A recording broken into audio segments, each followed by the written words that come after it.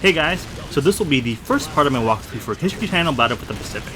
This is the Xbox 360 PS3 version, which actually is an entirely different game from the Wii PS2 version. I'm going to be giving commentary and tips throughout this walkthrough. I will be playing this entire walkthrough on the hard difficulty, which to be honest isn't even really that hard. Overall, this is a pretty easy game.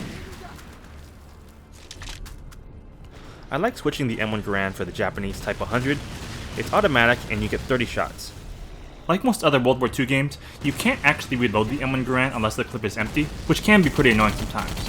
Also, keeping the Type 100 in slot 1 is a good idea, because it allows you to switch very quickly to your Thompson submachine gun if you run out of ammo.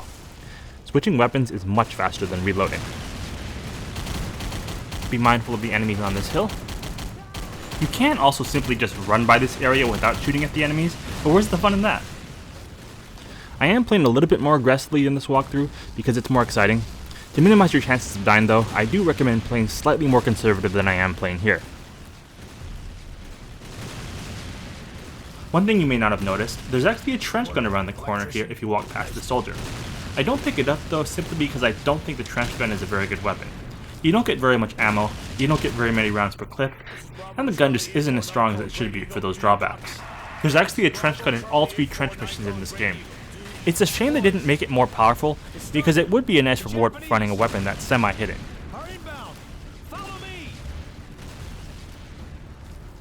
Throughout this walkthrough series, I'll also be giving historical tidbits here and there behind the history of each mission in real life. For example, the attack on Wake Island occurred right after the Japanese bombing of Pearl Harbor in December 1941.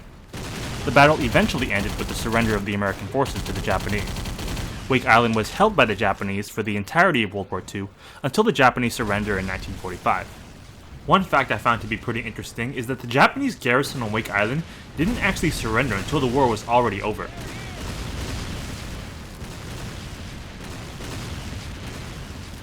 You can take out a lot of enemies before they even come down into the trenches. This is useful because they usually don't even attack you until they come down. It's also pretty fun to shoot them down when they're rushing towards the edge.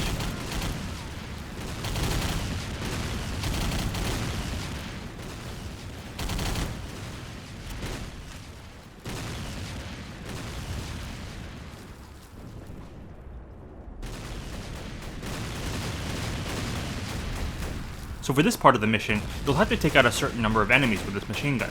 It can actually be annoyingly hard to get a hold of this weapon at times. You have to be lined up and pointed at a very specific spot.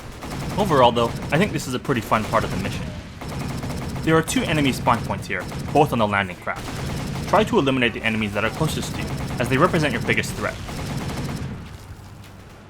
Your aiming reticle expands as you hold down the trigger longer, but this can actually be sometimes an advantage, as it increases the area in which you can hit an enemy with your bullets. You need to kill a certain number of enemies before you can move on to the next part of the mission. Once you see your mission objectives pop up, that means you can move on to the next part of the mission.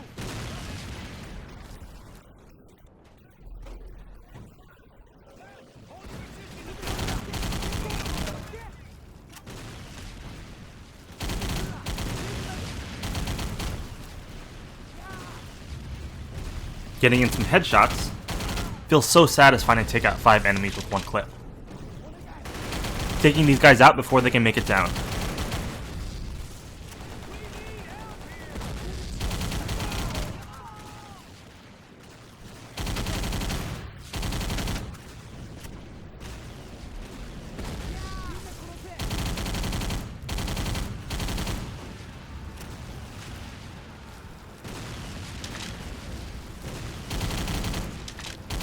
Really shooting up this guy's leg.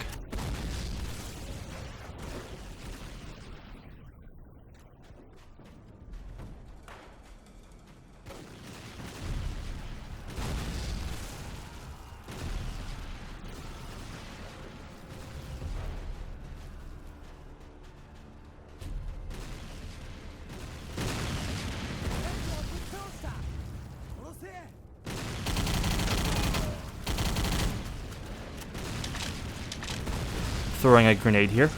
Use your grenades wisely as they are limited for each mission. You can't replenish them until the end of the mission. Here you have to get back in the machine gun again and take out another wave of enemies coming up on the beach.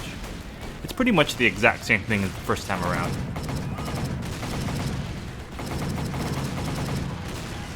If you are about to die and your screen gets really red, you can simply retreat to heal back up, as you heal pretty quickly in this game.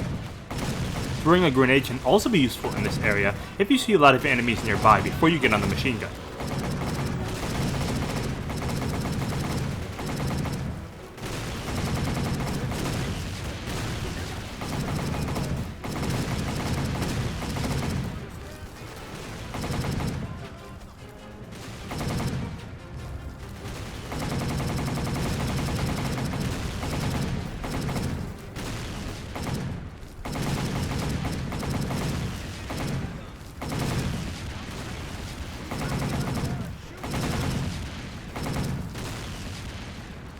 Took care of those enemies pretty easily.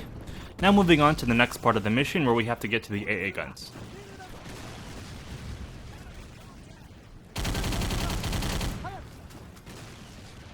These guys are just jumping into my line of fire.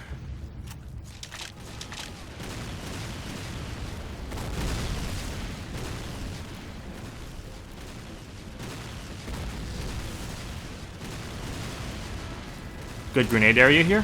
Funny how you can see the enemies just spawn right in front of you.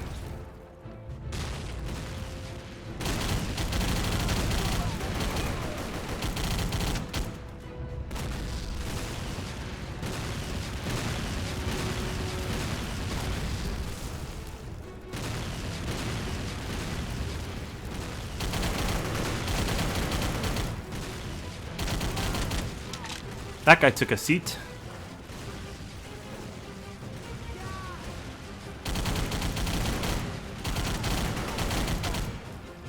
Here's a good example of switching to my secondary weapon to take out these enemies faster compared to then if I reloaded. Always be sure to reload after skirmishes.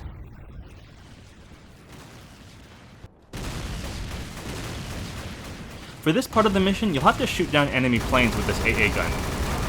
It's pretty simple, as all enemy planes can actually be located from this vantage point right here. You know you've successfully shot it down when smoke starts coming out of the plane. I think that's a bit lazy on the part of the developers, as I would have really liked to see the plane actually crash when you shoot it down, but it is what it is. This is definitely a budget game. I actually noticed the hitbox is actually slightly above the dot of the aiming reticle, so I tried to aim slightly below my intended target. I recommend aiming for the engines, propellers, and the body of the plane, as this will increase the chances you actually shoot it down.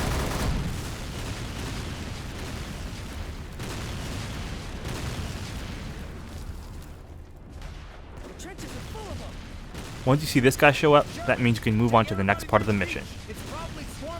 Your AI teammates are actually pretty useful. Too useful in my opinion. You can often just retreat from an area and let your commanding officer clear out all the enemies. Your commanding officer is invincible after all. It's kind of unfortunate because it removes a lot of the challenge from a game that really isn't that challenging in the first place. Another thing that sucks about this game is the huge lack of variety in mission structure and objectives. As you can see, a lot of this level looks pretty bland with its repetitive trenches. What's even worse is that a couple of other levels later in this game, specifically the first Leyte Island mission and the first Iwo Jima mission, are pretty much copy and pasted versions of this one. They have the exact same repetitive trenches.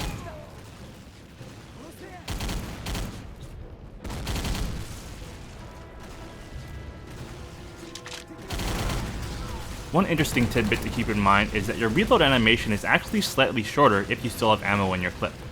Notice how your character actually reaches over to the other side of the gun to reload when your clip is empty. This doesn't happen if you still have ammo in your clip. It's probably not that important, but sometimes a split second can make a difference. Now coming up on the very last area of the mission. It's pretty obvious, but this is an excellent place to use a grenade. Pretty crazy blast with the ragdoll physics. And that's the end of part 1 of the walkthrough. This was actually probably the longest mission in the entire game. As you can see, the gameplay is pretty linear. Despite that, still hope you guys tune in for part 2. Until next time.